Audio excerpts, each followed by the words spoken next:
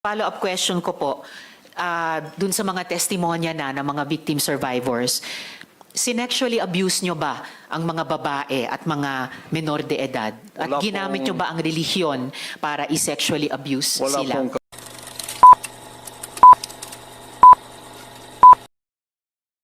katotohanan yung kanilang mga sinabi.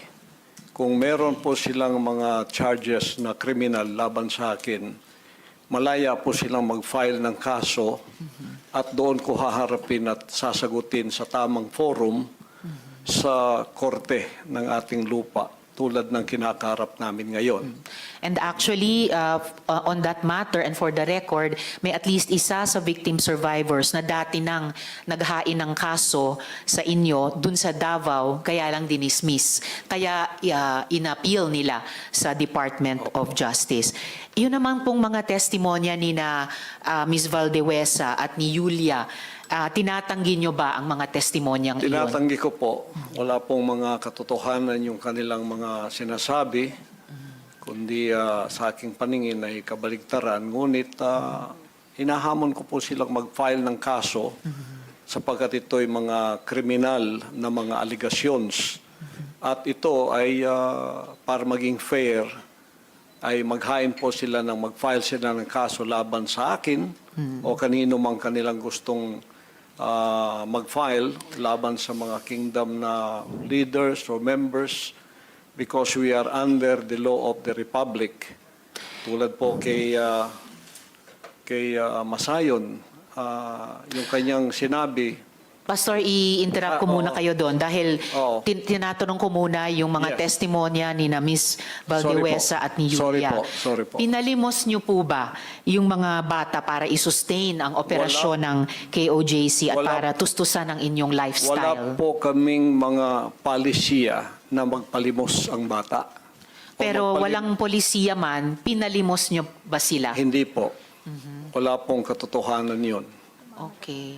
yung mga adults po, Ganun din pinalimos nyo ba sila or pinayagan nyo ba silang maglimos para sa operasyon at lifestyle ng KOJC? Wala pong polisiyang ganon ang kingdom na magpalimos.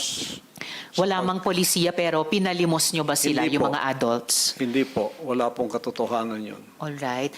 Pinayagan nyo ba yung pang-aabuso at pag-torture sa mga miyembro nyo? Hindi Halimbawa yung parusang dry fast? Hindi rin po polisiya ng kingdom ang batas ng pagparusa ng tao ay ipapasting para mamatay. Napansin ko po, lagi kayong nagre-refer sa polisiya, pero ang tinatanong ko po ay yung practice. So, pinaabuso nyo ba, pinatotorture nyo ba yung mga miyembro nyo? Pinapa-dry fast nyo ba sila?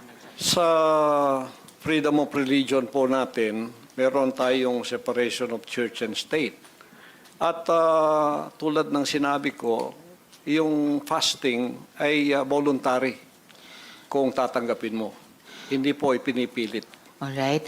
Kayo ba yung nakaisip nung modus na piliting magpakasal yung mga miyembro nyo na hindi naman magkarelasyon para manatili sila sa ibang bansa? Sino pong nakaisip nun, nung modus na yon? Because this is under the investigation already, I invoke my right to remain silent on this issue. Alright. Quickly lang po kay Ate Gingging, yung dry fast po ba, voluntary ba ito? No, for sure. No. Alright. Salamat It po. was an instruction. Instruction. So, hindi siya voluntaryo, instruction or utos siya. Alright. Salamat po. Mr. Kibuloy, boses nyo ba yung nasa audio file kanina, yung binabantaan mo yung si Stephanie o si Pane? Kailangan po i-authenticate kasi ngayon malakas ang AI.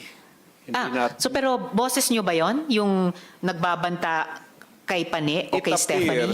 It appears na parang boses ko. Pero hindi ko po ma-authenticate kasi ngayong panahon na to malakas ang AI. At sino po si Stephanie Ibarra? Sino po si Pane? Isa po sa mga manggagawa. Manggagawa. Ano po yung relationship o relasyon nyo kay Pane o Stephanie Ibarra? Isa pong manggagawa. isang manggagawa. Pero hindi ba totoo na kinupkup nyo siya, kinuha nyo sa inyong pag-aalaga nung siya ay 2 years old pa lamang? With this issue po kay Pane, I invoke my right din to remain silent. All